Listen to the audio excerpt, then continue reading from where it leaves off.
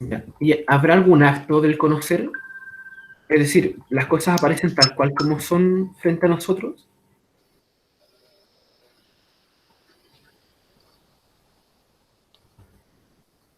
¿Será que el ser humano es un ser pasivo que simplemente recibe estímulos? ¿O tendrá alguna participación o acción dentro de lo que ve? Por ejemplo, los griegos tenían, tenían dos concepciones del conocimiento, los presocráticos. Veían los ojos, ¿cierto?, como agua o como fuego. Como agua es una metáfora, ¿cierto?, a cómo se ve el reflejo de un objeto en el agua, ¿por cierto? Es decir, el agua es algo pasivo en el cual se reflejan objetos. Es decir, se ve un reflejo, ¿cierto? Entonces los ojos estarían hechos de agua para esa concepción. Y el ojo simplemente recibiría una imagen desde el exterior, ¿cierto? La otra concepción que tenían era la de la visión como fuego. Es decir, imagínense una linterna, ¿cierto? La linterna es activa, ¿cierto? La linterna ilumina el mundo. No simplemente recibe un objeto, sino que lo ilumina. ¿Sí? Es activo, pues construye la realidad, dice Bastián. Ya, claro, claro, claro. Construye la realidad. Y la pregunta sería, ¿y cómo creen que construye la realidad el ser humano? ¿De qué forma la construye? Por la percepción, ¿no? ¿Por la percepción? Bueno, eso vamos a ver hoy, ¿cierto? Vamos a cambiar de diapositiva, ¿cierto? Ya. Claro, la epistemología. Como les contaba, la epistemología es el estudio del conocimiento, ¿cierto? ¿Cómo conoce el ser humano? ¿Cómo conoce lo que conoce, ¿cierto? La epistemología va a dar un giro y no se va a preguntar por qué es esto, ¿sí? Sino se va a preguntar cómo puedo llegar a conocer esto. ¿Cómo es posible que llegue a conocer esto yo? ¿O de qué forma lo conozco? ¿Cierto? Bateson va a decir que la epistemología, ¿cierto?, es la más básica de las teorías, ¿cierto? Está siempre subyacente a cualquier otra teoría, siempre subyace una teoría epistemológica, es decir, de cómo conocemos. Eh, por ejemplo, aquella epistemología que dice que nosotros percibimos el mundo tal cual es, ¿cierto? Sin tener ninguna modificación, o sea, lo vemos absolutamente idéntico a como es, se llaman realismos. ¿Por qué? Porque presupone que lo que está acá afuera es real, ¿cierto? Es real tal cual es, tal cual es. De hecho, por eso los positivistas se llaman positivistas, ¿cierto? Le decimos positivista a cualquier ciencia que se declare natural, ¿cierto? O exacta. Y se llaman positivistas no porque sean positivos de personalidad, ¿cierto? Sino que se llaman positivistas porque creen que el conocimiento es positivo, ¿sí? Con el signo más. Yo puedo conocer realmente, ¿sí? Puedo conocer lo que está acá. Mi conocimiento es positivo, es afirmativo, ¿sí? Yo sí puedo conocer, tal cual, como es este algo. Y claro, dentro de estas dos epistemologías, o sea, dentro de la epistemología vamos a reconocer nosotros dos ahora. La epistemología lineal progresiva, ¿cierto? Que es la epistemología atomística, reduccionista, anticontextual. Y la epistemología recurrente, que tendría que ver con la ecología, la relación y los sistemas totales. Vamos a diferenciar eh, paradigma de epistemología, ¿cierto? El paradigma es una visión de un posicionamiento científico, es decir, una corriente científica. La epistemología tiene que ver con procesos más profundos aún, es decir, la concepción de realidad. Eh, un paradigma podría ser decir que el coronavirus, ¿cierto?, es simplemente un virus y verlo de forma lineal que causa una enfermedad, ¿cierto? Y el paradigma relacional, ¿cierto? O integrativo va a tener que ver con ver el virus con relaciones, ¿cierto? Pero la epistemología va a ir más al fondo, ¿cierto? Y va a decir, ¿y ese virus qué es? ¿Cierto? ¿Cómo puedo conocer el virus?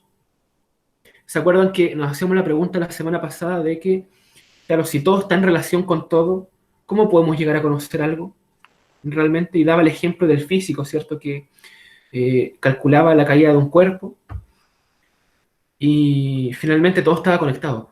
Entonces nunca podía abarcar un conocimiento absoluto de la realidad, ¿cierto? ¿Hasta aquí alguna pregunta? No sé si voy yendo muy rápido.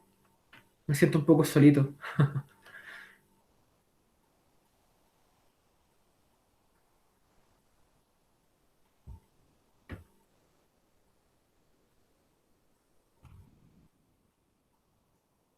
¿Se escucha? Sí. El primer párrafo, no entiendo por qué todos son materialistas. Al tiro, espera. Ahora sí, habla. No te escuchaba recién. Que por qué los paradigmas del psicoanálisis conductista y psicología humanista son materialistas. Ya, son materialistas, ¿cierto? En el sentido de que asumen que la causa de todo está en la materia. Es decir, en el psicoanálisis sí, se estudia el inconsciente, ¿cierto? Se estudia la mente y todo. Pero es materialista en el sentido de que se entiende que finalmente todo es un fenómeno que surge de la materia, por decirlo así, ¿cierto? Hay materia y de la materia surgen otras cosas, pero lo primero es la materia, ¿cierto? Tanto en el conductismo como en el humanismo. Como le digo, son positivistas, porque de hecho el psicoanálisis también era positivista en el sentido de que buscaba una explicación científica, por decirlo así, o determinista del mundo, ¿cierto? Seguía teniendo esa analogía de Descartes del reloj, ¿cierto? El inconsciente también sería un reloj, solamente que ya no movido por simple mecánica, sino que movido por las pulsiones, ¿cierto? Que él planteaba Freud. Igual yo cambiaría la palabra materialista por realista. ¿Ya? Yo creo que la palabra realista se entiende un poco más, ¿cierto? Ya, claro. Voy a leer esta cita, ¿cierto? Que dice, deambulando entre dos mundos, uno de ellos muerto y el otro impotente para nacer. Eso lo dice Kennedy, claro. O sea, para Kennedy nosotros nos encontramos entre estas dos visiones, entre la epistemología atomística, ¿cierto? O la lineal progresiva, y la epistemología recurrente. Pasa que nosotros no estamos acostumbrados a pensar en relaciones. No tenemos la capacidad innata, ¿cierto? O dada de forma fácil para pensar en relaciones. Pero hoy en día son pocos los psicólogos, ¿cierto?, que se declaran lineales, ¿cierto? O lineales progresivos. Yo creo que es difícil que un psicólogo se declare netamente conductista, ¿cierto? O simplemente conductista. Porque los fenómenos psicológicos son mucho más complejos. Pero aún así, ese mundo nuevo, ¿cierto?, que es el pensamiento sistémico, aún se encuentra impotente para nacer como sentido común, ¿cierto? Nuestro sentido común sigue siendo el lineal progresivo, ¿cierto?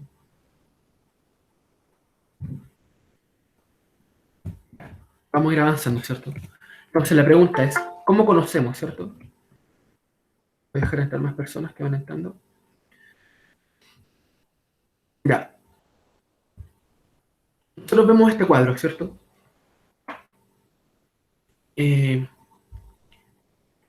¿Cómo conocemos, ¿cierto? Esa es la pregunta. Y vamos a ver las leyes de la forma. ¿Qué pasa si yo en este cuadro hago esto, ¿cierto? Pongo esa línea. ¿Qué me puede decir? ¿Qué sucede con el cuadro? Se divide. Se divide, ¿cierto? Justamente. Yo divido ese cuadro ahí, ¿cierto? Pero puedo dividirlo acá también, pues, ¿cierto? Y así como hice esas dos divisiones, puedo hacer cualquier división dentro del cuadro. Eso nos da una pequeña pista de cómo conocemos el mundo nosotros. Esto va a ser la premisa básica de la epistemología que plantea Kennedy, ¿cierto? Que es que la acción básica de conocer es distinguir. Nosotros conocemos el mundo distinguiendo. Es decir, yo distingo el cuaderno de mi mano, ¿cierto? Y a su vez lo distingo de mi cuerpo, y distingo mi cuerpo del suelo, ¿cierto? Y distingo el suelo de la mesa, y distingo la mesa de la silla, ¿cierto? Hago distinciones en el espacio. Trazo límites. Entonces, el primer acto básico del conocer va a ser el distinguir. Distinguir algo de otra cosa. Por ejemplo, si yo veo esa imagen, ¿cierto? Voy a distinguir muchas cosas.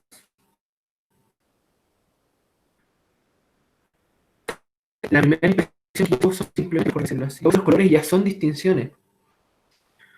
Entonces voy a distinguir casas, ¿cierto? Voy a distinguir barrios, voy a distinguir los cerros de las nubes, el suelo del mar, ¿cierto? El mar de los barcos, y voy a trazar distinciones. Y a su vez dice Kini que esto es algo que plantea Bateson y que se formalizó en la matemática, ¿cierto? Y en la geometría por Spencer Brown, se llama el autor, que es un lógico y matemático.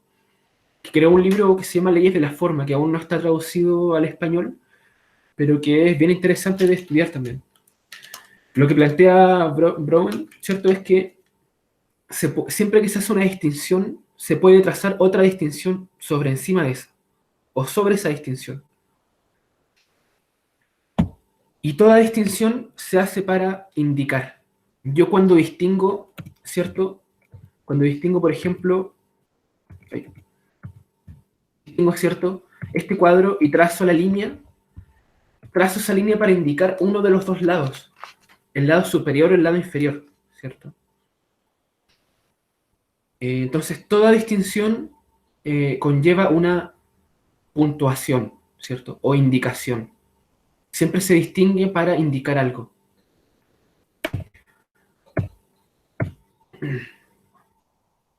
Primero se distingue y luego se describe, ¿cierto?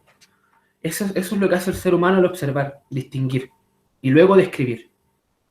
Es decir, para hablar de este cuaderno, primero tengo que distinguirlo de mi mano, ¿cierto? Y tengo que distinguirlo del fondo.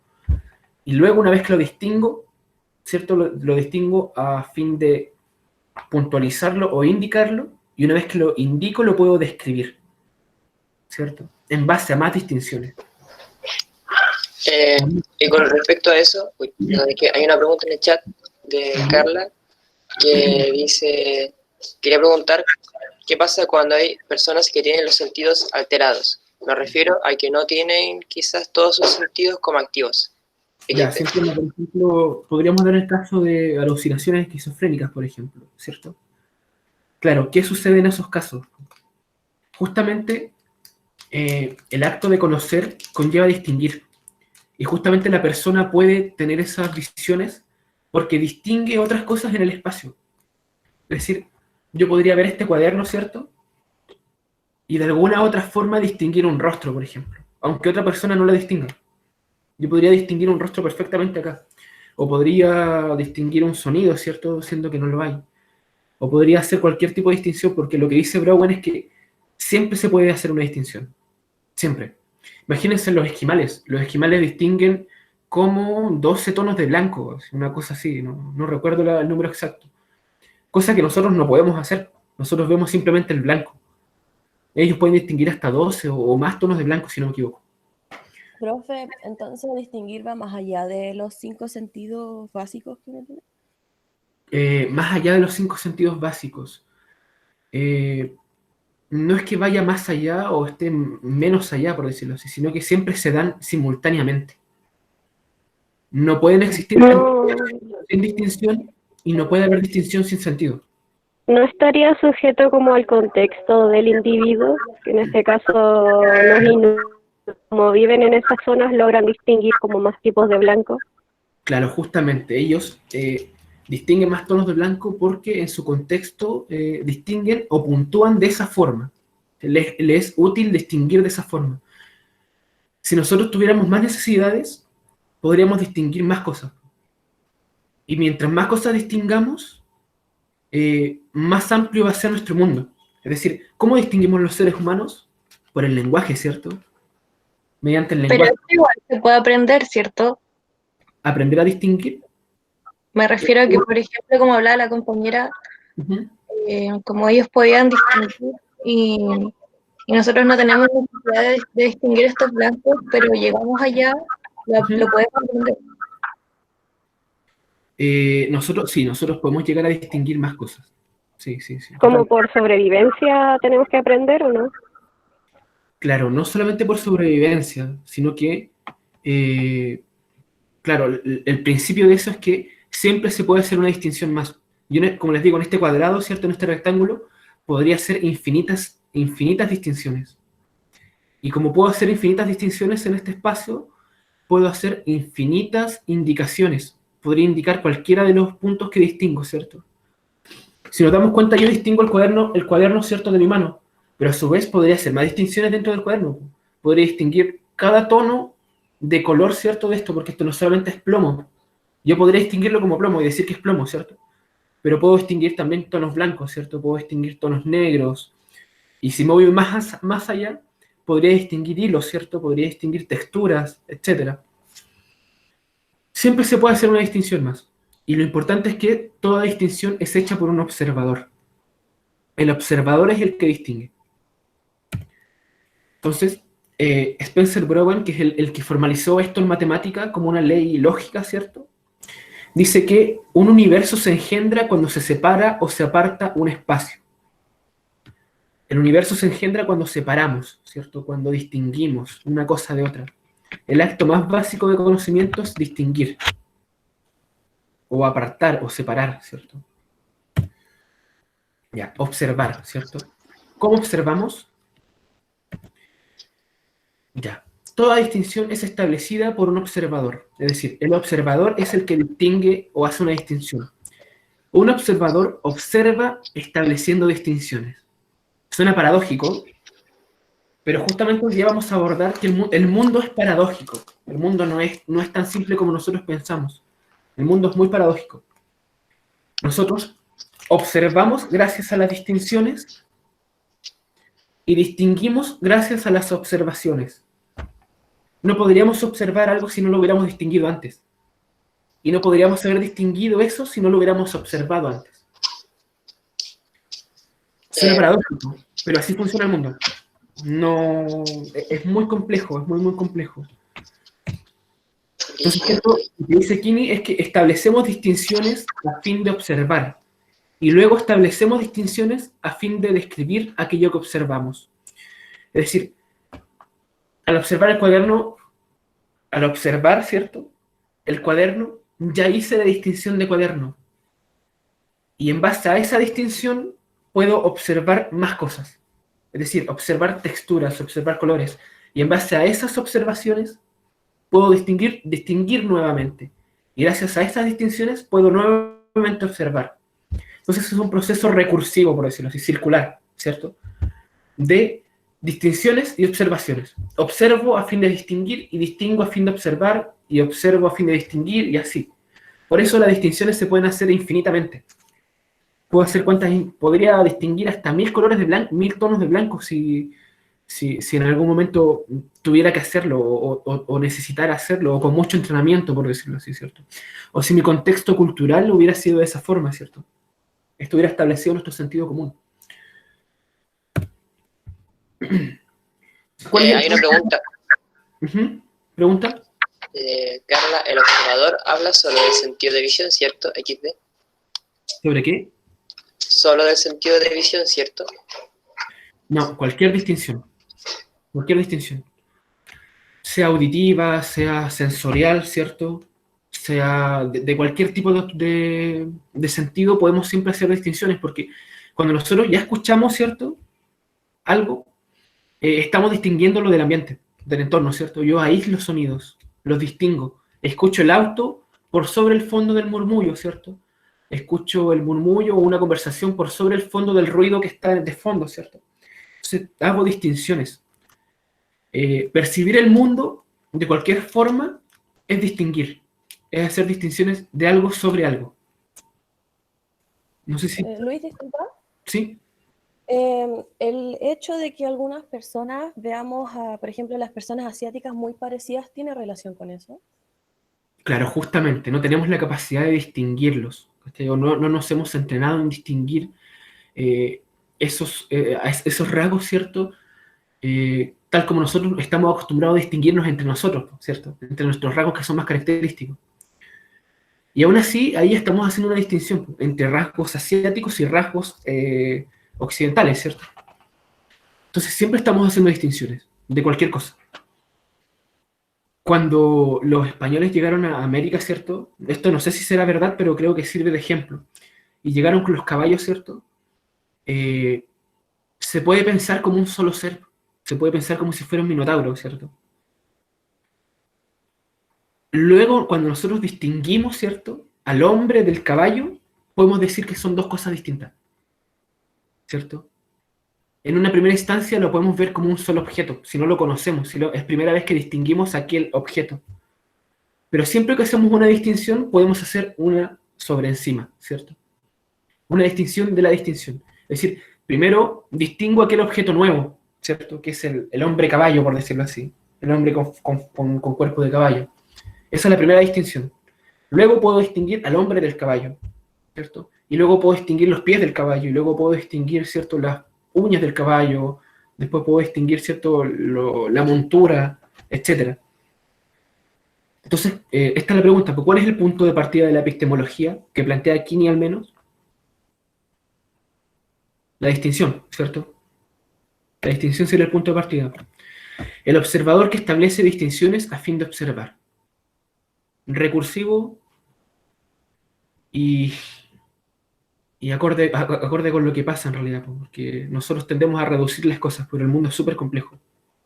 Entonces, el observador que establece distinciones a fin de observar. Y eso hasta el infinito. Hay un símbolo, ¿cierto?, mitológico que es el Uroboros, que es una serpiente que se come su cola, ¿cierto? Yo creo que eso sirve bastante para ejemplificar lo que sucede, porque es, al final, recuerda el infinito, ¿cierto? Es una progresión hacia el infinito, y desde el infinito. No podemos saber qué cosa empezó primero, si el observar o el distinguir, porque toda distinción es hecha por un observador. Y esto no está en el libro de Kini, pero es una reflexión más propia, ¿cierto? Al hablar de observador, ya estamos hablando de una distinción. Cuando yo distingo, ¿cierto?, el rectángulo y trazo una distinción en el rectángulo, estoy haciendo realmente dos distinciones. Estoy haciendo una distinción en el rectángulo y estoy haciendo una distinción entre el observador y aquello distinguido. Y la pregunta es, ¿qué es el observador entonces? Yo creo que una de las respuestas es no pensarlo de forma lineal.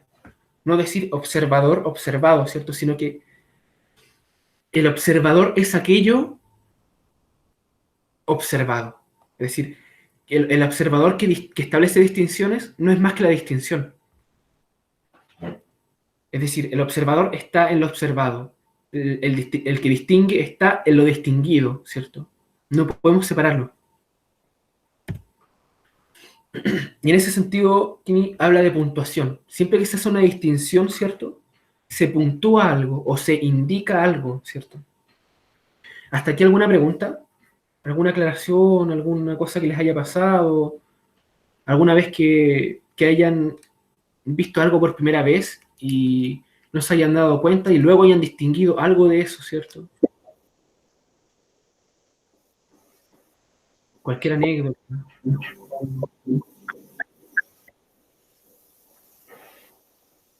¿No?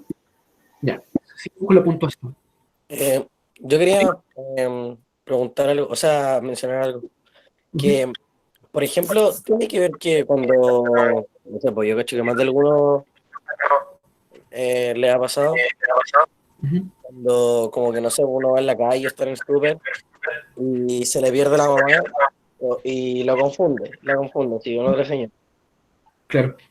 Y delante, cuando estaban hablando, como igual pensé en el tema de los patrones, que la verdad conversaba con un amigo, el tema de que el humano en sí igual se maneja a través de los patrones, y como que cuando escuché esto de las distinciones como que me hizo mucho ruido, porque después uno para reconocer otras cosas ve algo que ya repitió, algo que ya distinguió antes, por así decirlo.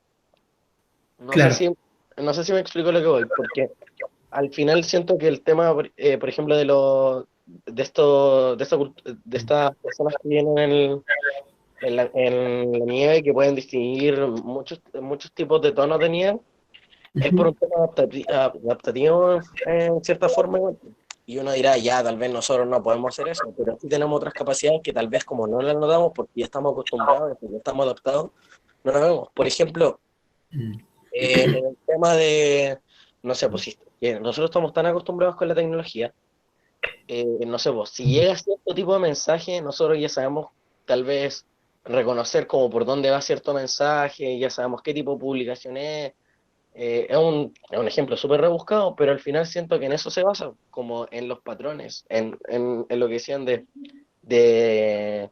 diferenciar y luego buscar esos patrones. Y onda, por ejemplo, si ya vi lo que era un elefante, ahora ya puedo saber si otro animal es o no un elefante. Claro, justamente. El ejemplo que tú dabas de la mamá, claro, cuando uno es chico, por ejemplo, y va al súper, ¿cierto? Y se te pierde la mamá, lo que uno hace primero, ¿cierto?, es tener la distinción de ser humano, ¿cierto? Esa es una distinción. Luego de distinguir lo que es un ser humano, tú puedes distinguir entre humanos particulares, ¿sí?, conocido o no conocido. Y luego de hacer la distinción de conocido y no conocido, podemos distinguir entre mamá y no mamá, ¿cierto? Y luego de distinguir mamá y no mamá, ¿cierto?, podemos distinguir cómo está mamá, ¿cierto? Cómo está vestida, cómo está de ánimo, por ejemplo, también incluso, o de personalidad en este momento. Entonces siempre se hacen distinciones en base a distinciones anteriores, ¿cierto? Eso es importante. Toda distinción se traza sobre una distinción anterior. Escuché que había algo en el chat, ¿no? Ah, están tratando de entrar a alguien. Se perdió la parte de la explicación del principio. Le va a costar un poquito igual entrar, yo creo, ¿no? Ya, bueno, de ahí está grabado en todo caso. ¿Me voy escuchando bien?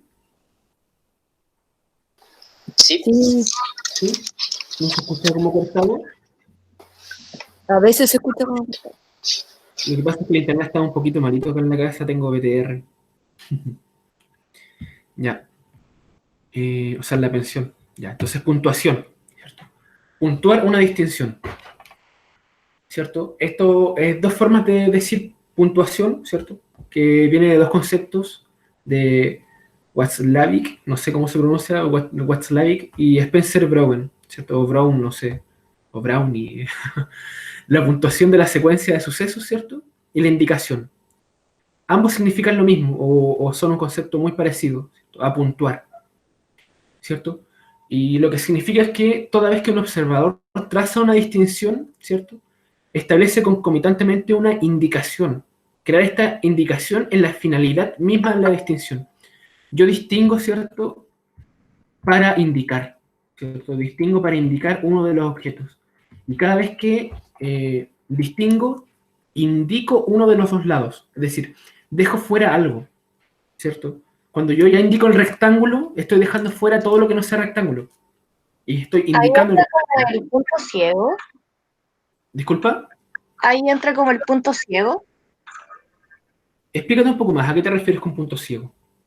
Me acuerdo que como en TOC, el profe Ori explicaba de lo mismo como de los esquimales, ¿Ya? que al final teníamos como dos puntos, como dices tú, y uno lo dejamos fuera, como por ejemplo cuando uno ve, deja a la nariz y los pómulos que uno ve, los deja como en punto ciego. La nariz siempre está presente, pues nosotros siempre estamos viendo acá, ¿cierto? La nariz se ve como una silueta, pues no es como que se vea bien. Si tú cierras un ojo, la puedes ver. Si tú cierras el otro, también. Pero por lo general lo obviamos, ¿cierto? No la estamos distinguiendo. Distinguimos otras cosas. La obviamos a fin de distinguir otras cosas. Y esto tiene que ver con varios principios que después se pueden aplicar a su forma de pensar. Por ejemplo, resaltar algo significa dejar algo sin ver, ¿cierto? Cuando yo hablo de una cosa, dejo fuera todo aquello que no sea esa cosa. Y claro, justamente hablemos de un punto ciego ahí. Hay algo que se nombra en el libro de Kinney, ¿cierto? Que es que nosotros no podemos ver lo que no vemos, ¿cachai? O sea, yo no veo negro acá, ¿cachai? No veo un vacío negro infinito, ¿cachai? Sino que no puedo ver que no estoy viendo. ¿Cachai? Eso es un punto ciego, claro. Deberíamos, si fuera más lineal o de otra forma, podríamos ver aquello que no estamos viendo, ¿cierto? Veríamos negro, por decirlo acá, ¿cierto? Aquello que no puedo ver.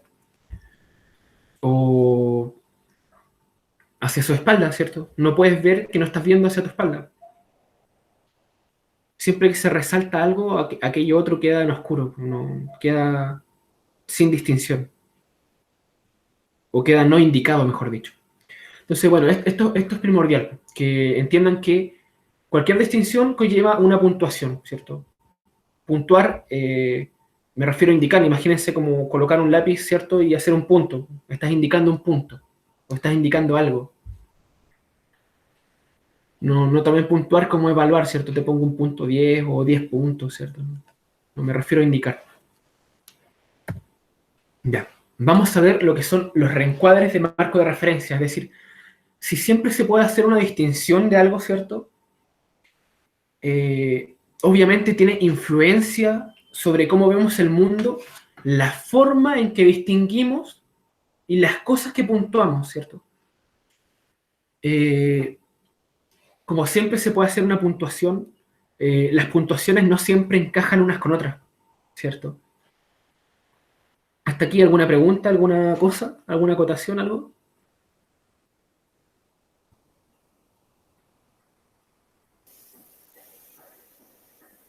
Uno puede Esto lo transportar. explicaría. Ah, dale, Mati. Ya, vale. Uno puede transportar esos marcos de referencia a otras distinciones o tiene que siempre ir reintegrando, reformulando esos marcos para hacer otras. Sí, las distinciones se pueden llevar a otras cosas por medio de analogía. Aquí me salgo del tema, pero igual como esto es más, me gusta más como ir conversando. Hay un libro bien interesante de... ¿cómo se llama este tipo? Esperen un segundito, lo voy a buscar porque seguro les puede interesar. Tiene un libro que se llama Metáforas de la vida cotidiana, que habla de cómo, con una metáfora, nosotros exploramos el mundo, es de Lakoff y Johnson, el libro, Lakoff y Johnson. Cómo nosotros, mediante la metáfora, podemos resaltar ciertos aspectos del mundo y dejar fuera otros. Por ejemplo, si yo pregunto qué es un debate, ¿cierto? Todos hemos visto un debate o por lo menos sabemos lo que es un debate, ¿cierto? Pero para explicarle a otra persona, ¿cierto? En tu vida cotidiana lo que es un debate, nosotros acudimos a metáforas, ¿cierto? Y decimos, el debate es como una batalla, ¿cierto? Es como una guerra, como una batalla, ¿cierto? Y gracias a esa metáfora se resaltan ciertos aspectos de lo que es un debate. Es decir, en un debate tú contraargumentas, ¿cierto? En un debate tú vences, ¿cierto? Ganas. En un debate tú ocupaste la estrategia del enemigo contra sí mismo, ¿cierto? Hablamos siempre en términos de guerra, ¿cierto? De lo que es un debate. Pero ¿y qué pasa si nosotros pensamos el debate como una danza, ¿cierto? Como un baile. Se van a levantar otros aspectos de lo que es un debate, ¿cierto? Es decir, un debate genera conocimiento mutuo. Un debate es en donde uno da un paso y el otro le responde con un paso armonioso, ¿cierto? Y no como una guerra, ¿cierto? Donde uno le dispara para tratar de matar al otro y el otro, como sobrevivió, ¿cierto? A eso, trata de contraatacar. Entonces, claro, pues nosotros en la vida cotidiana nos manejamos por metáforas. Y esas metáforas resaltan un aspecto del mundo o otro aspecto del mundo. Y eso también son distinciones. Distinguimos también en base a metáforas. Y esas metáforas se pueden llevar a otros aspectos o a otros campos, ¿cierto? Parece que había otra pregunta.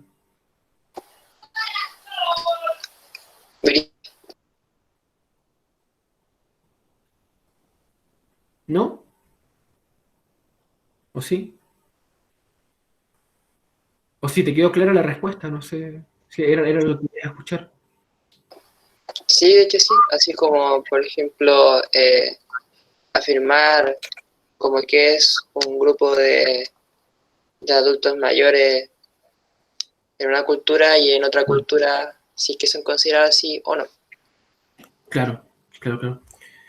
Claro, ahí hay un choque justamente de epistemologías, porque de paradigmas, que es, por ejemplo, la concepción de Medio Oriente o la concepción asiática respecto de nuestra concepción. Tenemos distintas concepciones del mundo porque hacemos distintas distinciones, ¿cierto? Ya, pero vamos a seguir con esta parte del reencuadre, ¿cierto? De los marcos de referencia. Vamos a dar un ejemplo de distinción, ¿ya? Y de puntuación. Puntuar también es dar temporalidad, ¿cierto? Yo distingo cosas y luego doy un orden temporal a esas cosas, ¿cierto?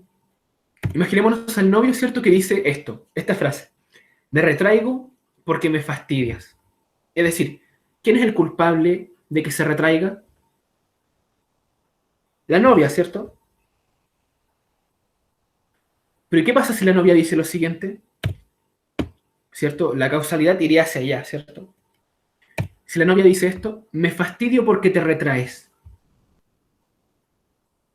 ¿A quién apuntaría la novia que es el causante del problema? Al El novio. novio, ¿cierto? Porque se retrae. Y la causalidad iría hacia allá. ¿Qué sucede con esto? Que si nosotros lo vemos desde una perspectiva atomística, ¿cierto? No tomando en cuenta la relación, podríamos echarle la culpa a uno de los dos. Podríamos decir, el novio es el culpable del problema de pareja, ¿cierto? O decir, la novia es la culpable de que hayan problemas de pareja. Lo que va a plantear Bateson, ¿cierto? O sea, claro, lo plantea Bateson en primer lugar y Kinney lo retoma, ¿cierto? Es que nosotros no podemos entender el mundo sin tomar en cuenta las relaciones, ¿cierto? Entre las puntuaciones que hace cada uno de los partícipes, ¿cierto? Si tomamos solamente la puntuación del novio, que es decir, que él se retrae porque lo están fastidiando, vamos a caer en el juego de decir que la novia es la culpable, ¿cierto? Ella es la causante de esto. Si nosotros pensamos solamente en la novia, vamos a decir que el novio es el culpable porque él es el que se retrae y eso la fastidia, ¿cierto? Si nosotros tomamos en cuenta las dos posturas y las superponemos, vamos a poder tener recién un aspecto de la totalidad, ¿cierto? De lo que está sucediendo. Entonces, ¿quién inició el problema? ¿El novio o la novia? Ambas juntas. Ambos, claro. Justamente el sistema total es el que es problemático, ¿cierto? No hay una causalidad. O por lo menos si la causalidad existe, es causalidad circular. Y como es circular, no podemos decir que está primero. ¿Vieron Dark, la serie? ¿La serie Dark? Sí, muy buena. ¿Cierto? Sí, ¿Creen que esto se puede aplicar para analizar esa serie? sí, de hecho, había comentado yo que no hay principio ni fin. De hecho, en la serie sale mucho esa frase. No hay De que el principio. fin no es Claro. como No no se es puede. como un origen de por sí. La serie Claro, negra. justamente eso tiene que ver con las concepciones circulares, por cierto, con la metáfora del círculo. Es decir, el círculo no tiene ni principio ni fin. Todos los puntos son principios y son fin. Luis, disculpa. ¿Sí? Entonces, la puntuación ahí sería el hecho de que el novio se fija en como el fastidio que le genera la novia, y la novia Claro. se fija en lo retraído que es el novio. Claro, en cómo ella se fastidia porque él es retraído. Entonces, si te das cuenta, están dando una puntuación temporal. ¿Qué está primero que otro? ¿Cierto? Distingo lo que es primero de lo que viene después. ¿Y eso Si el sería novio- como una forma de comenzar la pauta o la totalidad? Esto es una pauta. Justamente lo que nosotros estamos viendo acá es una pauta que se repite. ¿Cuál es la pauta que se repite en ambos?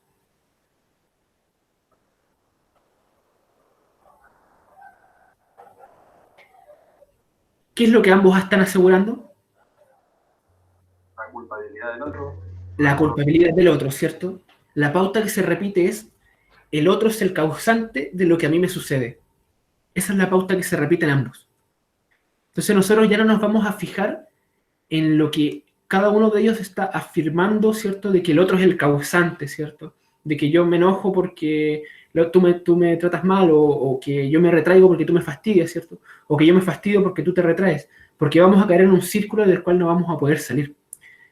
El tema es tomar el círculo completo, ¿cierto? Y decir, la pauta repetitiva es que ambos creen que el otro es el causante de lo que le está sucediendo, ¿cierto? Entonces no vamos a hablar de inicio, vamos a hablar de una pauta que se repite. Y en ese caso, entonces, o sea, no sé, estaba pensando como en una solución supuesta del asunto. La idea sería que ambos distingan más puntos del otro, como para tratar de entenderse. Claro, justamente, eso puede ser una buena solución, claro, distinguir la puntuación del otro. Claro, lo que pasa es que, lo vamos a ver, cada uno de los dos, tomándose por separado, siempre va a autocorroborar su hipótesis, que es que el otro causa su problema, ¿cierto? Va a autocorroborar que lo que dice es cierto. Y lo vamos a ver con otro ejemplo, no con este, ¿ya? Entonces vamos a entrar en lo que es recursividad y paradojas, ¿cierto? En el mundo de las distinciones, todo está lleno de paradojas. Partiendo por la paradoja, ¿cierto?, de que es el observador el que distingue. Pero para hablar de observador ya tenemos que distinguir un observado del observador, ¿cierto? Y para hacer esa distinción tendríamos que haberlo observado. Entonces ya partimos con una paradoja. La paradoja del cretense. Esta es una paradoja lógica, ¿cierto? Bastante conocida, pero que durante la lógica clásica se apartaba, ¿cierto? Todas las paradojas de este tipo se trataban de obviar o se trataban de excluir, ¿cierto? De no tomar en cuenta. ¿Cuál es la paradoja? Esta. Un cretense dice que todos los cretenses son mentirosos. ¿Cuál es la paradoja aquí, creen ustedes, chiquillos? ¿Quién lo dijo el cretense? Él es un cretense. Entonces la paradoja es la siguiente. Si él está mintiendo, es decir, yo digo, imagínense que yo digo que todos los porteños somos mentirosos. Yo no soy porteño, pero hagamos de cuenta que soy porteño. Todos los porteños somos mentirosos. Si estoy mintiendo, ¿cierto? Lo que dije era una verdad. Es decir, todos los porteños son mentirosos. Eso es verdad. Pero si estoy diciendo una verdad, lo que afirmé va a ser falso. Porque estoy diciendo una verdad. Y yo había dicho que todos los cretenses son mentirosos. O sea, todos los porteños son mentirosos. Y yo soy porteño. Pero si era mentira, entonces va a ser verdadero. Y así, infinitamente, el círculo. Si miente, está diciendo la verdad. Pero si dice la verdad, está mintiendo. Entonces la afirmación va a ser falsa y verdadera en un círculo que se va a repetir infinitamente. También pasa lo contrario. Si dice la verdad, es decir, todos los porteños somos mentirosos, y lo que digo es una verdad, estaría mintiendo porque yo no sería mentiroso. Y si estaría mintiendo, estaría afirmando nuevamente, bueno, creo que se entiende, no sé. ¿Se explica? Es un poco complejo igual. Por eso los lógicos la excluían, este tipo de paradojas, que son paradojas de autorreferencialidad, cuando me refiero a mí mismo, o me refiero a un grupo en el que yo pertenezco. Creo que otra forma de explicar este tipo de errores lógicos es cuando decimos, por ejemplo, imagínense una bolsa que dice, o imaginémonos la proposición lógica. Hay una bolsa que contiene a todas las bolsas, ¿cierto? ¿Las contiene a todas?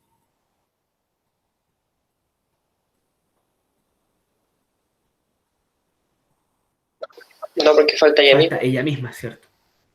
Justamente lo mismo pasa aquí. La afirmación se contiene a sí misma, ¿cierto? Entonces, ¿por qué se produce la paradoja lógica? Se produce porque hay autorreferencias, te está hablando de sí mismo, ¿cierto? Pero lo que sucede es que en la vida humana nosotros constantemente nos referimos a nosotros mismos, ¿cierto? Hablamos de humanidad y hacemos afirmaciones sobre la humanidad. Hablamos de los psicólogos y hacemos afirmaciones sobre los psicólogos. Constantemente el mundo, ¿cierto?, humano, hace autorreferencia a sí mismo. Y también el mundo natural. Las plantas también hacen referencia a sí mismas, ¿cierto? Y toda la vida en general. Como le explicaba, el tema de la autopoiesis, ¿cierto? No sé si se acuerdan de la clase de ayudantía anterior. La organización de sí mismo, ¿cierto? Ver que los sistemas vivos son autoorganizados, se organizan a sí mismos. Entonces siempre existe ese tipo de paradojas en el mundo de la cibernética, vamos a decirlo, ¿cierto? El mundo de la cibernética es el mundo que se mete a estudiar estas paradojas, ¿cierto? Y las toma en cuenta. Y de eso surge la epistemología cibernética, que es lo que vamos a ver con constructivismo, ¿cierto? Más adelante, con Maturana, y que estamos viendo ahora, ¿cierto? Desde Kini, ¿cierto? Del hecho de la distinción, ¿cierto? Que es lo mismo que la paradoja que les acaba de decir, pues distingo a fin de observar y observo a fin de distinguir, y se produce ese círculo, ¿cierto? Claro, para solucionar esto, Russell, ¿cierto?, creó la teoría de los tipos lógicos, es decir, siempre que se hace una afirmación de algo, tiene que establecerse un nivel de jerarquía, ¿cierto?, lógica. Es decir, la hoja, el cuaderno, la biblioteca, ¿cierto? No puede haber una biblioteca de las bibliotecas, no puede haber un cuaderno de los cuadernos, ¿cierto? No puede haber un libro de los libros. Siempre va a haber que estar en distintos niveles lógicos. Esto se explica a nivel matemático, pero no quise ponerle las fórmulas ni ninguna cosa, porque no encuentro que no corresponde. Pero lo que hace Russell en teoría de conjuntos, ¿cierto? En matemáticas, es proponer que siempre que se establece un conjunto que contiene X, tiene que existir un conjunto X que contenga ese conjunto, para evitar la paradoja. La recursión, ¿cierto? Recursión tiene que ver justamente con eso, la entrada de sí mismo en sí mismo. Imagínense estos memes, ¿cierto? Donde aparece como una frase con un rectángulo, y dentro de ese rectángulo está la misma frase con el rectángulo dentro de sí mismo, y de sí mismo, y de sí mismo, y así es el infinito, ¿cierto? Eso es recursión, ¿cierto? Está dentro de sí mismo. ¿Hasta aquí alguna duda?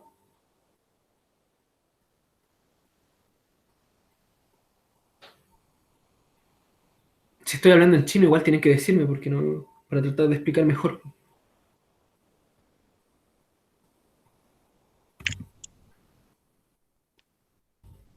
¿Sí? Sí se entiende, profe. Tranquilo. ¿Se entiende? Igual es complejo. Incluso Gregory Bateson, que es el que... Deberían leer a Gregory Bateson, es genial. Les recomiendo un libro o un texto sencillito, que es cortito, tiene como 10 planas.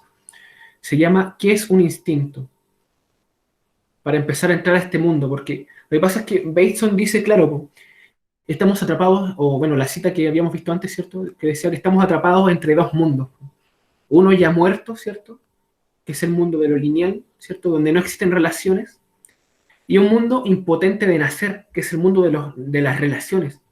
Nosotros aún como humanos no somos capaces de pensar en términos de relaciones. No estamos, no podemos hacer esas distinciones todavía, ¿cierto? Por decirlo así. Nos cuesta mucho. O si podemos, nos cuesta demasiado pensar en forma de relación. Y por eso es normal que les cueste entender esto. Porque es algo que conlleva, por lo menos para recién empezar a entenderlo, conlleva mucho, mucho maquineo mental. Mucho, mucho maquineo. Entonces vamos a seguir, ¿cierto? Un terapeuta que dice que toda relación es una estrategia de manipulación. Tenemos las teorías del poder, ¿cierto? Como las teorías de Foucault, por ejemplo, ¿cierto? O la teoría de, o Nietzsche, por ejemplo, también, que Nietzsche plantea que toda relación, ¿cierto? Conlleva por detrás una voluntad de dominio, ¿cierto? De querer dominar al otro. ¿Cierto? Si alguien dice esto, no hay problema, ¿no? ¿Cierto? Yo podría decirle a todos, ¿cierto? Que el mundo de las relaciones sociales, es decir, el psicólogo, la religión, la sociedad, la familia, ¿cierto? Siempre son relaciones en las que me están tratando de manipular, ¿cierto? O establecer ideas dentro de mí, ¿cierto? Y lo puedo decir, ¿cierto? ¿Cuándo surge el problema, creen ustedes? Esta es una pregunta. Pensemos siempre en recursiones, ¿cierto? ¿Cuándo surge el problema?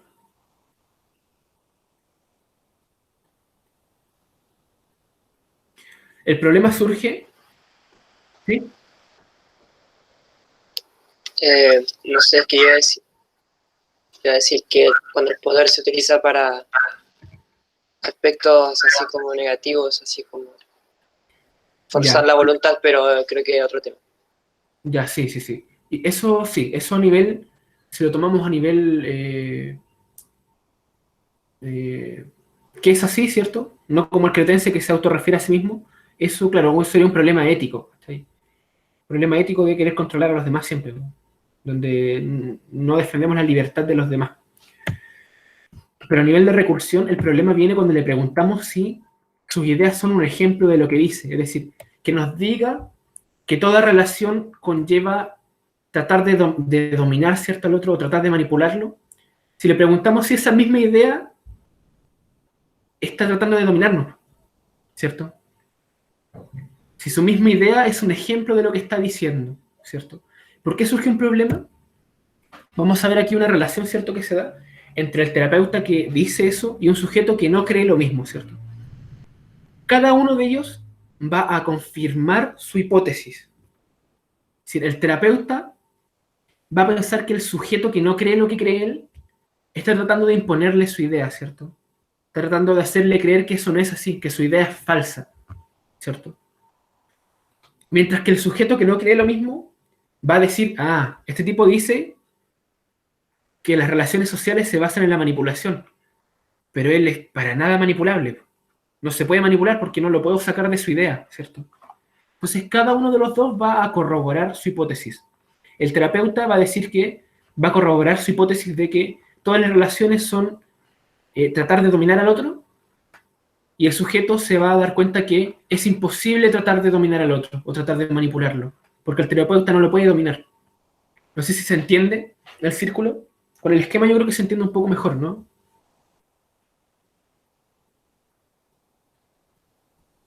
Aplicándolo a las parejas, pasa lo mismo. Cada uno de los dos autocorrobora lo que dice. Yo corroboro que me retraigo porque ya me fastidia, y ella va a corroborar que ella se fastidia porque yo me retraigo. Pasa lo mismo acá. Entonces, en cada puntuación que nosotros hacemos, siempre vamos a terminar corroborando lo que nosotros estamos afirmando. Por eso es tan difícil ponernos de acuerdo con las ideas del otro. Porque para ponernos de acuerdo con la idea del otro tenemos que puntuar lo mismo. Si puntuamos cosas distintas, cada uno de los dos va a corroborar su idea, ¿cierto? ¿Alguna duda hasta acá?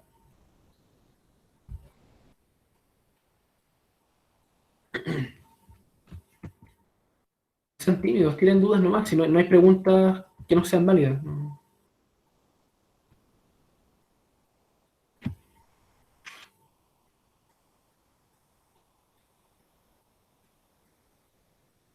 Recuerden que estamos haciendo distinciones, cualquier distinción es válida en este momento. Cualquier pregunta que me hagan es una puntuación. Yo no entendí el ejemplo.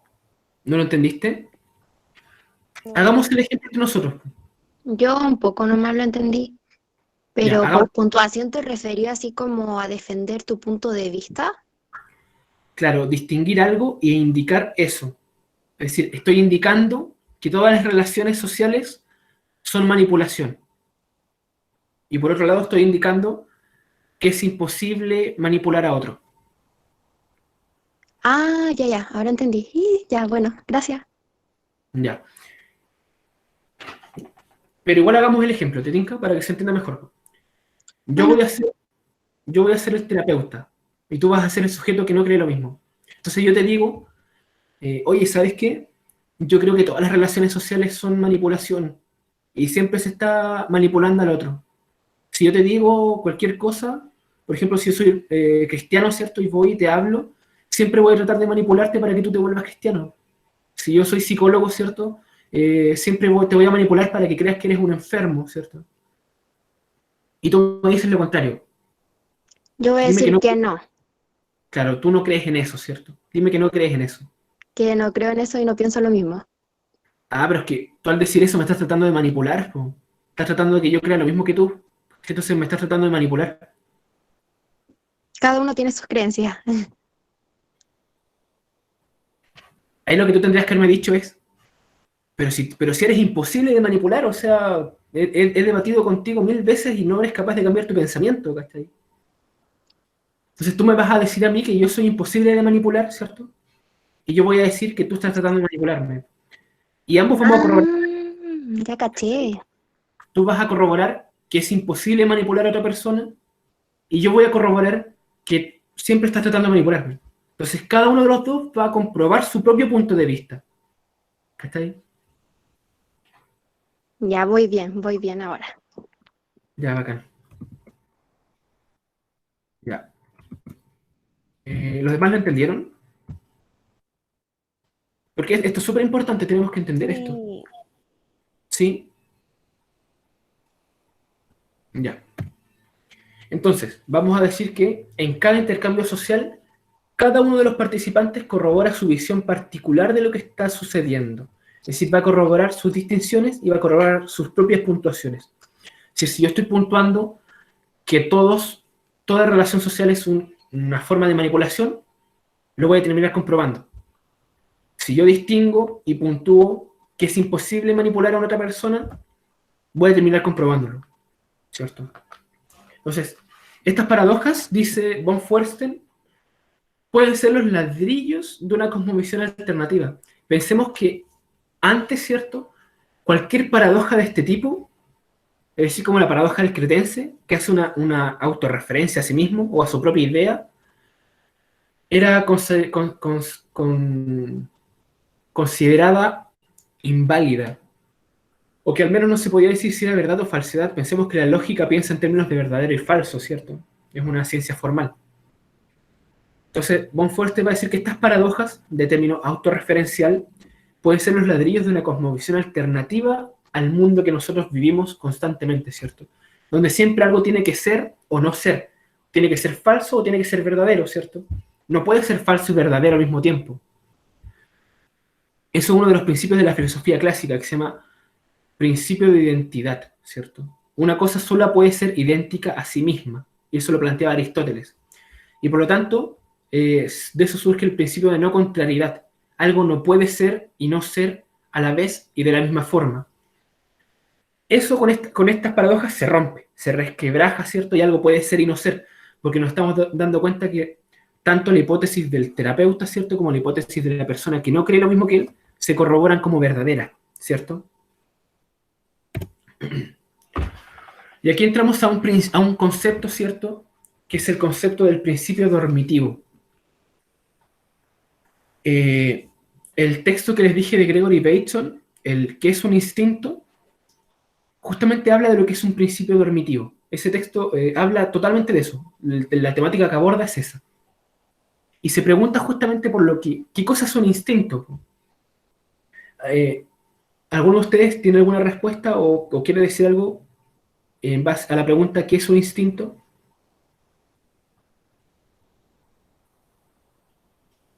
¿Impulsos? Impulsos, ya, sí. ¿Qué más? ¿Algo Sensaciones. biológico? Algo biológico, ya. Impulsos de supervivencia. Impulsos de supervivencia, ¿cierto? O sea, un instinto es un impulso de supervivencia, por ejemplo, ¿cierto? Y podemos decir que la persona sobrevivió gracias a su instinto de supervivencia. ¿Han escuchado eso alguna vez? ¿O algo parecido? Sí. Sí, ¿cierto? ¿Qué pasa con esto? Gregory Bateson dice que eso es lo que él llama principio normativo, y lo saca de un texto de medicina antiguo, ¿cierto? Donde se preguntaban por los opios, ¿cierto? Por opiáceos, creo que se llaman, ¿cierto? Y él estaba dando una exposición sobre esas drogas, y uno del público le preguntó, ¿y por qué esas drogas producen el efecto de somnolencia, ¿cierto? ¿Por qué dan sueño? ¿Y qué creen que respondió el médico? Porque tiene un principio dormitivo. ¿Sí? ¿Por qué te da sueño? Porque tiene un principio dormitivo. Lo que dice Gregory Bateson es que eso no explica nada. Es un principio en el que tú tomas ciertas cosas particulares, por ejemplo el dormir o el sobrevivir, ¿cierto? Y creas una categoría de eso, es decir, un instinto de supervivencia, y luego con esa categoría tratas de explicar por qué la persona sobrevive, ¿cierto? Vemos que las personas sobreviven y decimos, ah, es por un instinto de supervivencia, ¿cierto? Y luego decimos, el instinto de supervivencia hace que las personas sobrevivan, ¿cierto? Yo creo que un ejemplo bueno que da Bateson es el ejemplo de la gravedad, ¿cierto? Vemos este papelito, ¿cierto? Se ve, ¿cierto? Sí. Y nosotros tiramos esto hacia el suelo, ¿cierto? Y se cae. Eso es algo particular, ¿cierto? Es una acción particular. Lo hacemos de nuevo y se cae. Lo hacemos de nuevo y se cae, ¿cierto? Lo hacemos de nuevo y se cae y así, ¿cierto? Y decimos, ¿por qué se caen los objetos al suelo? Por la gravedad, ¿cierto? ¿Y qué es la gravedad? Es lo que hace que los objetos caigan al suelo, ¿cierto? No explica nada, es un círculo. Los objetos caen porque existe la gravedad, y la gravedad existe porque los objetos se caen, ¿cierto? Cuando nos encontramos con ese caso, nos encontramos con un principio normativo. Lo mismo que con los instintos. Podemos decir, esta persona tiene un instinto de liderazgo, ¿cierto? O mejor dicho, podemos decir, ¿por qué Pedrito tiene tanta capacidad para liderar a otras personas? Porque tiene un instinto de liderazgo, ¿cierto? ¿Y por qué tiene un instinto de liderazgo? Porque tiene la capacidad de liderar a otras personas, ¿cierto? ¿Y por qué tiene esa capacidad de liderar a otras personas? Porque tiene un instinto de liderazgo, ¿cierto? No explica nada. Los principios dormitivos no explican nada. ¿Alguna pregunta de cómo escapamos a ese círculo? ¿O sea, alguna respuesta a eso? Mediante la explicación.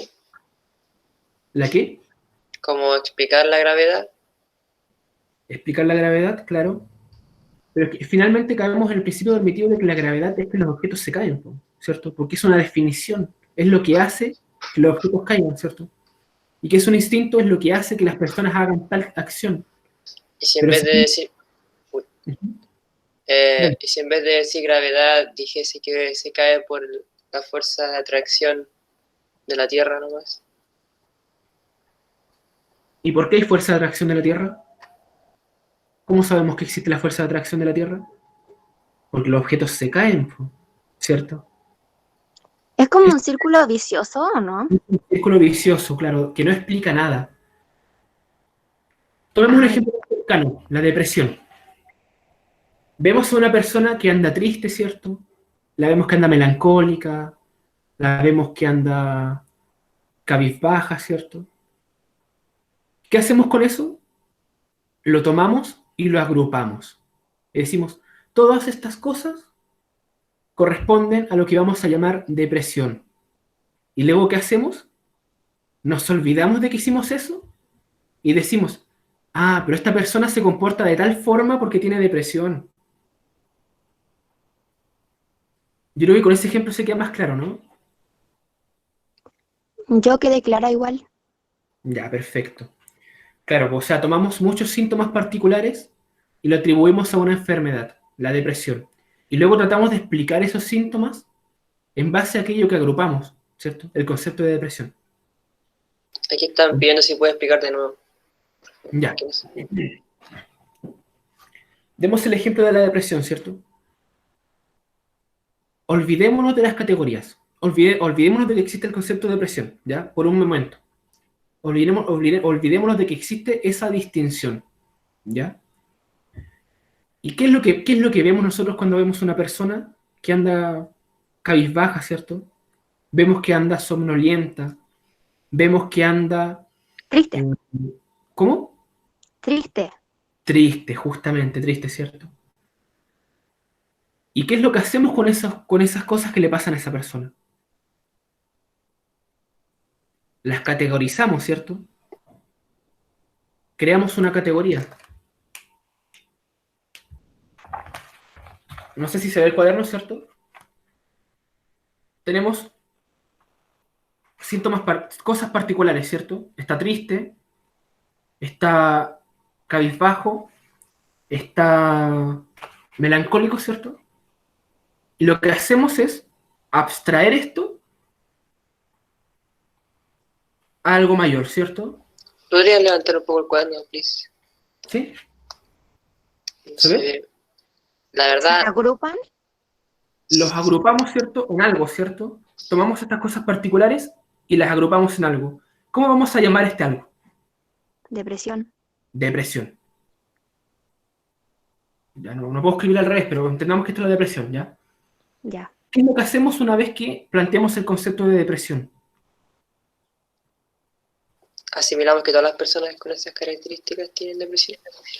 Tratamos de explicar lo particular, ¿cierto? Por aquello que ya habíamos agrupado.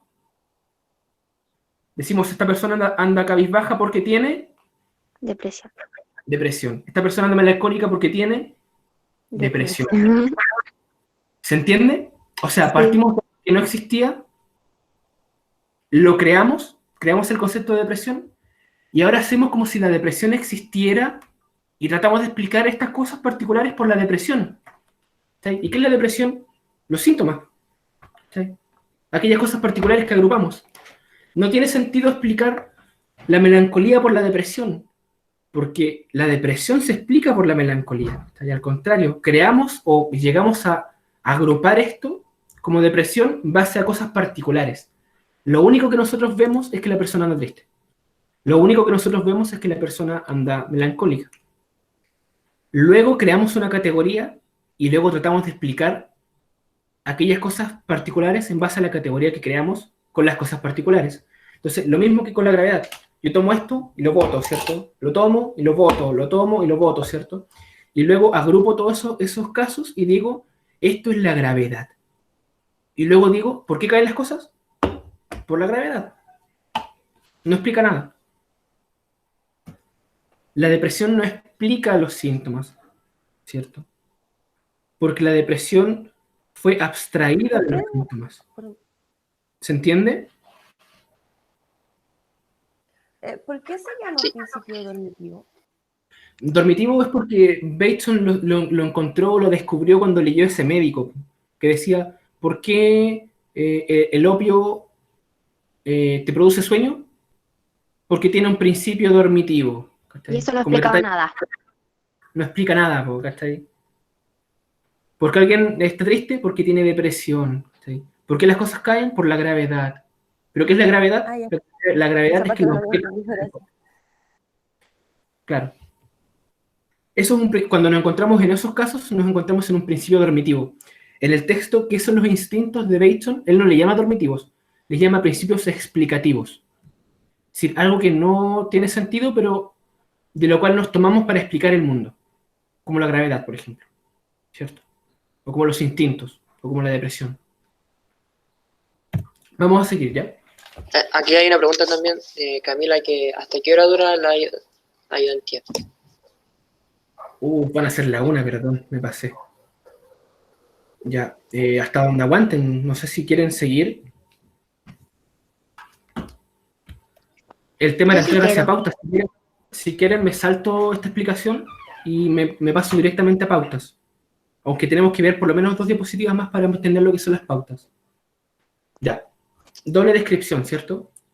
Vamos a entender que doble descripción es tomar ambas puntuaciones, ¿cierto? Y unirlas como una sola descripción. Imaginémonos la metáfora de unos binoculares, ¿cierto? Viendo por ambos agujeros, ¿cierto? Podemos tener una imagen total. Bueno, ni siquiera son necesarios los binoculares. Con nuestros ojos tenemos un ejemplo, ¿cierto? Si nosotros vemos un solo ojo, vemos una parte, ¿cierto? Si nosotros vemos con el otro solo ojo, vemos otra parte, ¿cierto? Si vemos con los 2 ojos, vemos el total, ¿cierto? Entonces, como psicólogos, ¿qué tenemos que hacer nosotros?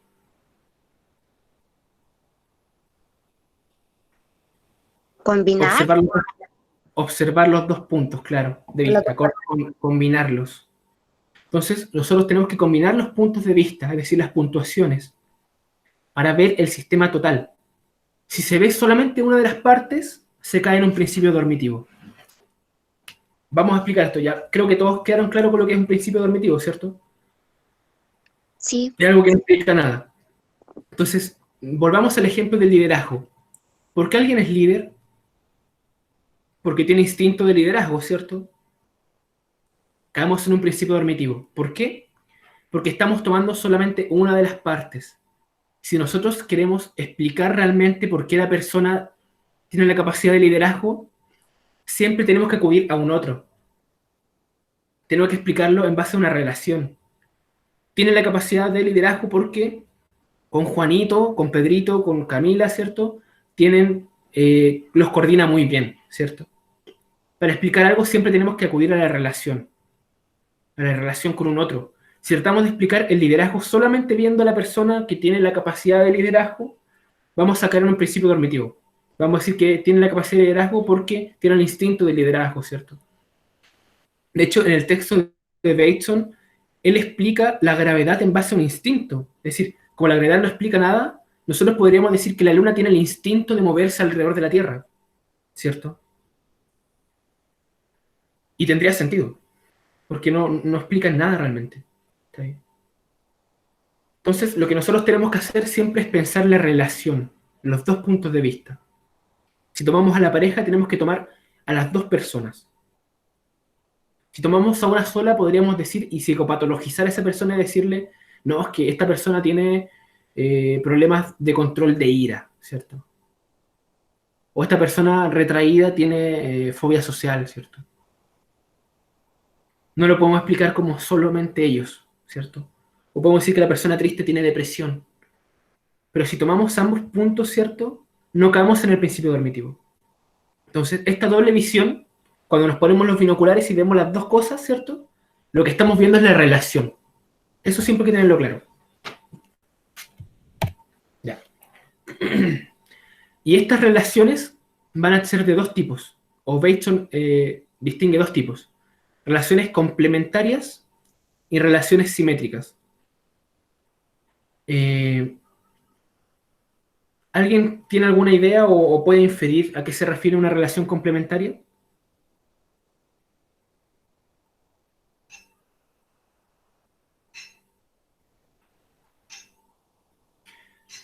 ¿Qué es complementar? Congeniar partes, tener una retroalimentación positiva. ¿Retroalimentación positiva? O sea, sí. no necesariamente positiva, pero sí satisfactoria. Por ejemplo, ¿este lápiz con este cuaderno son complementarios? Sí. Sí. Sí, ¿cierto? Este portalápices también es complementario al lápiz, ¿cierto? Sí. Complementarios cuando se dan pares que se acoplan unos a otros. Por ejemplo, una persona sádica y una persona masoquista. ¿Se complementan? Sí. Sí, pues. Uno lo que busca es el sadismo, ¿cierto? Y otro lo que busca es el masoquismo. Y ambos se pueden complementar. Una persona que necesita mucha atención con una persona sobreprotectora, ¿se complementan? Sí. Muy sí. Se complementan. Una persona que se retrae cuando la otra lo fastidia y la otra persona que se fastidia cuando la otra la retraen, ¿son complementarios? Sí. Sí, ¿cierto? Eso es una relación complementaria y eso es un tipo de patrón o de pauta, ¿cierto? Recuerden que las pautas siempre son las relaciones. ¿Relaciones de qué? De puntuaciones. La relación que se da entre la puntuación de las personas, ¿cierto? ¿Y simétrica? ¿Qué creen que puede ser simétrica?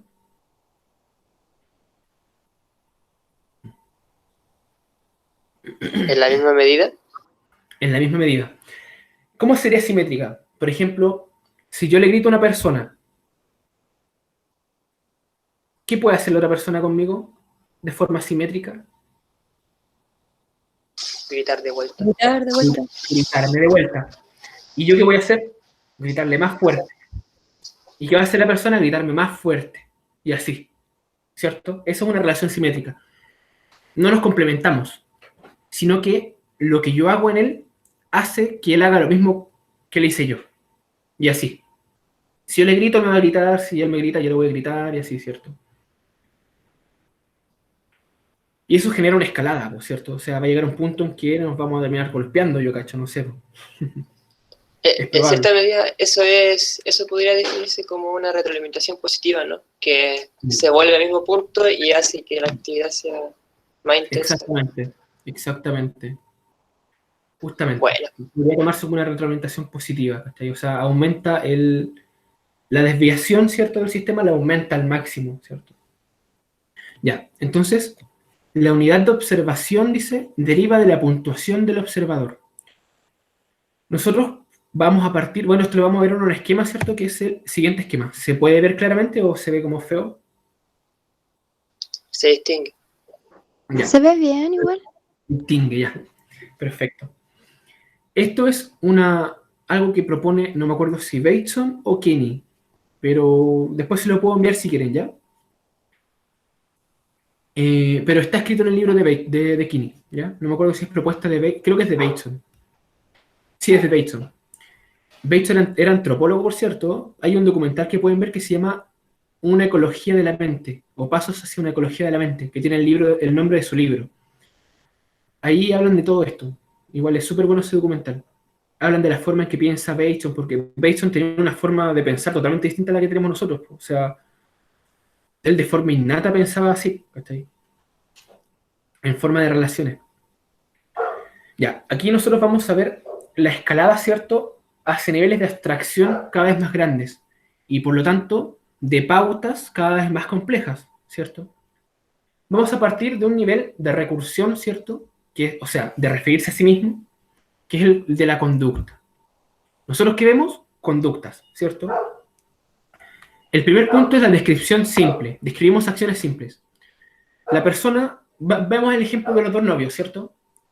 ¿Qué hace el novio? Se fastidia, ¿cierto? Pero no vamos a hablar de fastidio en este nivel. Vamos a hablar de que habla fuerte, es prepotente, mueve sus rodillas de forma ansiosa, o mueve sus rodillas simplemente, mejor dicho. No vamos a hablar de categorías, vamos a hablar de descripción de acciones. ¿Qué hace ella? No habla, se aleja, ¿cierto? Etcétera. Eso lo vamos a llevar a categorías. ¿Cuál sería la categoría que vamos a distinguir? Retraimiento y fastidio, ¿cierto? Ya, bueno, hay que poner ciertas las dos visiones para llegar a lo que sería la categoría. Cada vez que pasamos de una descripción a una categoría es porque sumamos las relaciones. Es decir, ¿en qué se relaciona o cómo se relaciona el alejarse, el aislarse, ¿cierto? El no hablar, ¿cierto? En retraimiento. Se relacionan en una forma de retraimiento, en una pauta de retraimiento. Entonces, descripción de acciones simples, vamos a describir acciones simplemente. Categoría de acción, vamos a crear con esas acciones una categoría. Retraimiento, fastidio, ¿cierto? ¿Se entiende hasta ahí? Que terminamos ya. Sí, se entiende. Ya. Luego vamos a pasar a describir estas relaciones. Es decir, ya no nos vamos a preocupar de acciones aisladas, ¿cierto? Como el hecho de que la persona esté más sensible o esté más callada, ¿cierto? Sino que vamos a ver las relaciones. ¿Cómo se relaciona el fastidio con el retraimiento? Vamos a describir esa interacción. Y vamos a llegar a la descripción de se fastidia porque ella se retrae y se retrae porque ella se fastidia. Estamos relacionando, ¿cierto? Esa descripción de interacción es describirla tal cual como es, ¿cierto? O tal cual como ya la creamos en base a las categorías. Y justamente diríamos, se fastidia porque ella se retrae y se retrae porque ella se fastidia. No vamos a prestar atención a los elementos aislados, sino que a la forma en que se conectan estos fragmentos, ¿cierto? En este momento, las acciones individuales no van a ser importantes, sino que van a ser importantes cómo se relacionan estas categorías que ya creamos, que ya distinguimos. ¿Se describen las relaciones ahí? Claro, ahí lo que describiremos sería la relación entre el retraimiento y el fastidio, ¿cierto? Ah, ya. Piense que partimos de una descripción simple, de mueve las piernas, frunce el ceño, grita, habla de forma molesta o fuerte, etcétera, ¿cierto? Vamos a pasar esas cosas o esas acciones simples, le vamos a relacionar y vamos a generar una categoría. Esta categoría va a ser la de retraimiento y fastidio, ¿cierto? De forma separada. Juntamos todas las cosas que hace un sujeto y formamos una categoría, relacionándolas como fastidio. El otro sujeto le tomamos todas las cosas que hace de forma aislada y le generamos una categoría que sería fastidio, ¿cierto? O retraimiento, no sé, cualquiera de los dos, dependiendo de la persona. Luego vamos a unir estas dos categorías que creamos y las vamos a relacionar nuevamente. Y vamos a decir que se fastidia porque ella se retrae y ella se retrae porque él se fastidia. Luego vamos a crear una categoría de esta relación entre fastidio y retraimiento, lo vamos a categorizar y vamos a decir que es una relación complementaria, ¿cierto? La categoría sería complementaria. Y luego esta categoría de complementariedad, ¿cierto? La vamos a llevar a una coreografía, es decir, cómo todas estas categorías de interacciones, porque no solamente vamos a encontrar fastidio y retraimiento, vamos a encontrar enojo y tristeza, vamos a encontrar muchas categorías que se van a relacionar entre sí, ¿cierto? Una con una. Ahora lo que vamos a hacer es tomar ese total y relacionarlo también. Y vamos a encontrar una coreografía, ¿cierto? Y vamos a decir cómo se conectan o forman entre sí una secuencia las pautas de interacción anteriores. Es decir, vamos a llegar a este punto. Se retrae y se fastidia, terminan, ¿cierto? Terminan su relación, no se fastidian ni se retraen porque terminaron y vuelven a entablar una relación, ¿cierto? Y nuevamente se retraen y se fastidian, ¿cierto? encontramos una coreografía entre varias pautas. Es decir, una pauta de las pautas. La pauta es esta. Primero se fastidian y se retraen, ¿cierto? Luego terminan, luego ni se fastidian ni se retraen y vuelven a su relación, y luego se vuelven a retraer y se vuelven a fastidiar y así, ¿cierto? Encontramos una coreografía, imaginemos una danza. Y luego la categoría de la coreografía, es decir, pasamos a la categoría de la descripción, que es la coreografía, ¿cierto? Y vamos a decir que tienen, tienen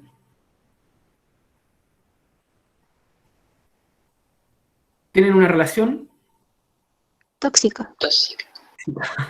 Ocupé este ejemplo porque es algo que se ocupa bastante ahora, la relación tóxica. Entonces la relación tóxica es un tipo de pauta, ¿cierto? Y aquí anoté la pauta lo más claro que pude, ¿cierto? Uniendo todos los patrones y las pautas de las pautas, ¿cierto? Hasta llegar a esta categoría que será la coreografía. La categoría de la coreografía. Y la categoría de la coreografía sería la relación tóxica. Que se compone ¿por qué? ¿Por qué decimos que una persona tiene una relación tóxica? Porque vemos pautas y se relacionan, ¿cierto? O sea, agrupamos muchas pautas. El loco es manipulador, ¿cierto? Con ella. Ella es sumisa, ¿cierto? Y no es capaz de terminar la relación y así, ¿cierto? Agrupamos muchas pautas y creamos una pauta en común que es la relación tóxica. Entonces, se fastidia, se retrae, terminan, no se fastidia, no se retrae, vuelven a su relación, él es incompetente, ella es competente, él se fastidia, ella se retrae, ella es incompetente, terminan, no se molestan, vuelven, etc. Cayeron en una pauta, ¿cierto? Están atrapados en esa pauta. Si nosotros tomamos solamente a una de las dos personas, vamos a caer en un principio dormitivo, ¿cierto? Y vamos a terminar culpando a una persona, ¿cierto? No digo que no haya que funar, ¿cachai? No digo que hayan personas que sean más culpables, ¿no? Sino lo que digo es que siempre para entender esto hay que entender la relación de la pauta completa, ¿cierto? En su conjunto. No habría que decir que él es tóxico o que ella es tóxica, sino que habría que decir que el sistema es tóxico en su conjunto, ¿cierto? Ahora, si la persona tiene una pauta interna, ¿cierto? Y cada vez que tiene una relación con otras personas, genera una relación tóxica, vamos a decir que él tiene una pauta tóxica también, ¿cierto? Espera un segundito. Ya. Entonces, ¿cuál es la estética del cambio? Dice Kennedy. Esta danza entre forma y proceso. Volvamos a la tabla. Recuerden que por un lado tenemos la descripción del proceso, que son las descripciones de algo, y por el otro lado tenemos la forma, que son las categorías. Es decir, yo creo categorías como la de retraimiento y fastidio, y luego describo esa relación, ¿cierto? Y luego creo otra categoría, que será la categoría de interacción entre estas acciones, y luego describo esa coreografía, ¿cierto? Y así. ¿Alguna pregunta? Ya vamos a terminar bien. Doy un ejemplo y terminamos, de hecho. Ya se fueron todos, no queda nadie. 31. Igual quedamos caleta. Sí, quedamos harto.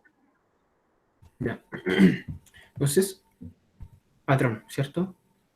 ¿Qué podemos ver de patrón en común a esos tres grupos de números? ¿Alguien encuentra un patrón? ¿Son impares? No, mentiras. Yo no dije nada. Piensa cada grupo. ¿Qué tienen en común? Número 1, El número 2 y el número 5 y el 0. El Claro. 1, 1, 1, 3, 3, 3, 7, 7, 7. Exactamente. Este sería el patrón, miren. Ay, ¿por qué se ve así? Ahí soy Ya, mala en primero- matemática. Se ve así, pero primero tenemos una, ¿cierto? Que sería 10. Luego a ese A le sumamos 2, es decir, al 10 le sumamos 2. Luego al 2 le sumamos 5, ¿cierto? Y ese sería el patrón que se repite en cada grupo o cada subgrupo. Es decir, 10, 12, 15, 30, 32, 35, 70, 72, 75. ¿Podemos establecer otro patrón entre estos tres grupos? Lo digo yo nomás, no se preocupen. El primero o sea, el tercero y el primero es el doble, es decir, el 30 es el doble de 15, el 70 es el doble de 35. Y establecimos otro patrón. ¿Cierto? Veamos este ejemplo. ¿Alguien lo quiere leer, por favor?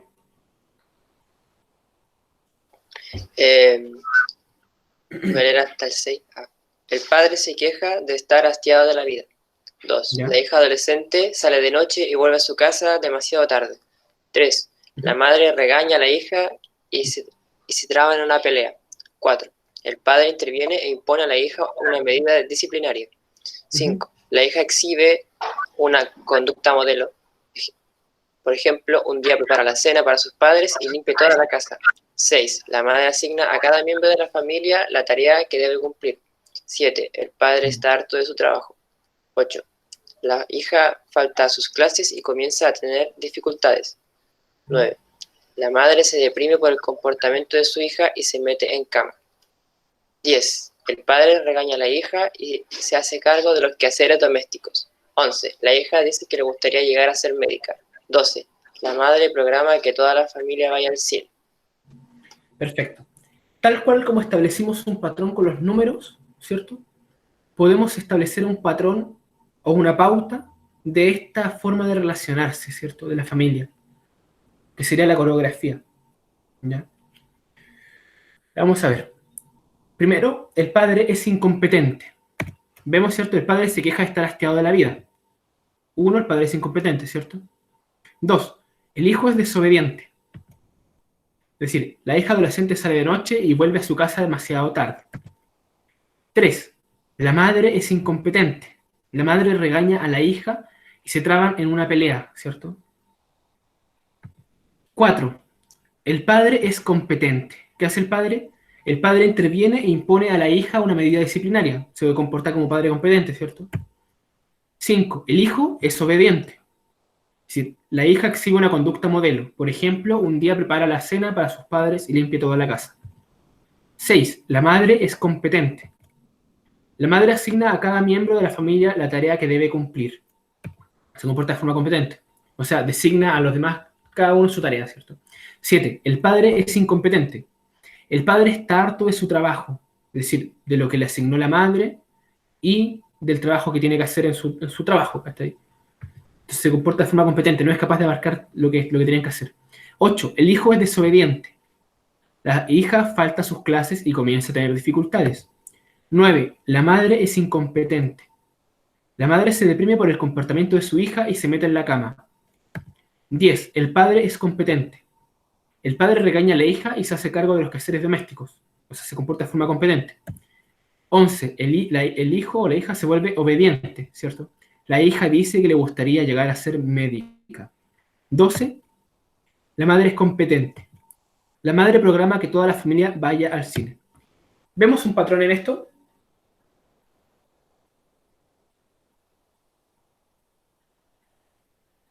Sí, cada vez que el padre es competente, encadena que los demás también. Lo podemos agrupar de a 3, ¿cierto? Cada vez que el padre es incompetente, el hijo se vuelve desobediente y la madre se vuelve incompetente. Cuando el padre está competente, el hijo está obediente y la madre competente. Es decir, lo agrupamos de a 3, ¿cierto? Pensemos de 3 en 3. Incompetente, desobediente, incompetente. Competente, obediente, competente. Incompetente, desobediente, incompetente. Competente, obediente, competente. ¿Por qué creen que se da esto? Tal vez no es jerárquico la relación también. Ya, esto se da porque Bateson, bueno, no es que se dé porque Bateson creó este concepto, sino que es un principio normativo. Bateson describe este fenómeno como sismogénesis. Concepto importante que noten, sismogénesis. Cuando se repite una pauta mucho tiempo, ¿qué pasa?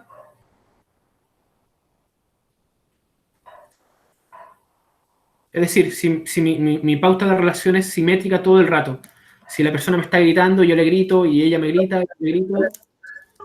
Círculo vicioso. Es un círculo vicioso que termina en que el sistema se diluye, el sistema deja de existir. Va a llegar un punto en el que nos vamos a dejar de hablar. ¿Ya? Después de que nos golpeemos y todo, vamos a dejar de hablarnos por mucho tiempo, o tal vez hasta para siempre. ¿Ya? ¿Qué pasa en este sistema? Vemos que la pauta cambia. Tenemos incompetente, desobediente, incompetente. Luego cambia y se va a competente, obediente, competente. Luego cambia y se dice incompetente, desobediente, incompetente. Cuando se mantiene una sola pauta, por mucho tiempo los sistemas colapsan.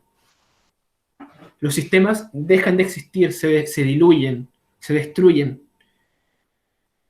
Para que un sistema esté bien, tiene que estar cambiando de pautas cada cierto tiempo. ¿Ya? No es posible que todo sea muy bonito, porque la pareja se va a aburrir. Si todo está muy perfecto, ¿cierto? Nos vamos a terminar aburriendo. La perfección aburre. Si nosotros estamos todo el día peleando, nos vamos a separar. No se puede estar todo el día peleando. Se necesita una pauta de ambas cosas, de ambas relaciones.